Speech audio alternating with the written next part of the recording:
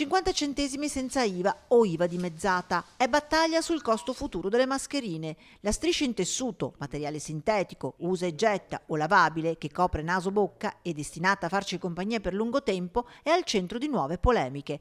Prezzo calmierato che però non riesce a far rientrare nei costi aziende che, anche su richiesta del governo, si sono riconvertite a fare mascherine o grandi gruppi. Pensiamo solo a Conad che ha dichiarato che le avrebbe vendute dopo maggio a 80 centesimi più IVA. Pensate se un gruppo del genere non riesce a stare dietro a certi prezzi come sono per le farmacie.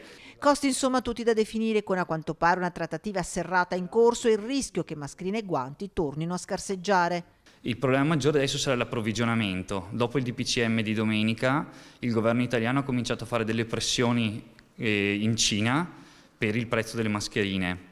Ed il governo cinese il 27 aprile ha cambiato delle direttive e quindi ha bloccato tutte le esportazioni delle mascherine fino al 10 di maggio. E chi, come il nostro farmacista, si era avvantaggiato comprandone 20.000 direttamente dal fornitore cinese per abbassarne il costo, ora è in attesa. Purtroppo dalla Cina mi hanno avvisato che mi storneranno il mio pagamento anticipato, ma il problema maggiore è che non potranno spedirmele fino al 10 di maggio e dopo non si sa cosa succederà.